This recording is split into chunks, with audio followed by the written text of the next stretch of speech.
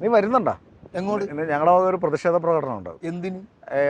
Means എന്ന് പറഞ്ഞു കഴിഞ്ഞാൽ ജനപ്രതിനിധികൾ ബാക്കുളിക്ക് ജനപ്രതിനിധികൾ ഇത് കറകളഞ്ഞവരാകണം, ജീവിതത്തിൽ നിസ്വാർത്ഥരായിരിക്കണം, നിഷ്കളങ്കരായിരിക്കണം, മാതൃകയായിരിക്കണം. അപ്പം ഇപ്പൊ കണ്ടല്ല ചിലവന്മാരുടെ അവിഹിതങ്ങളൊക്കെ പറയുന്നത്.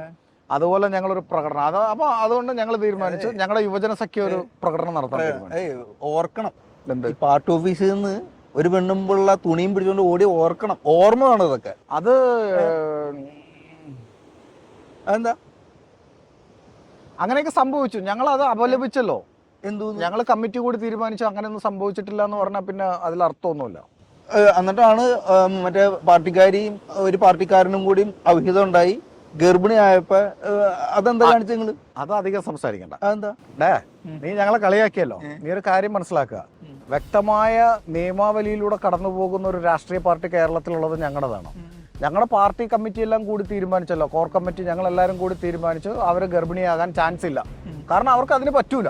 പാർട്ടി തീരുമാനിച്ചിരുന്നു, ഞങ്ങളുടെ നേതാക്കന്മാർ പറഞ്ഞാണല്ലോ അത്. എന്നിട്ട് ഈ പെണ്ണുമ്പിള്ള ഗർഭിണിയായി. അത് അച്ചടക്ക ലംഘനമായിരുന്നു. ഞങ്ങൾ പാർട്ടി ഇത് പുറത്താക്കി. ഉളുപ്പുണ്ടോ? ഉളുപ്പ് നിനക്കൊക്കെ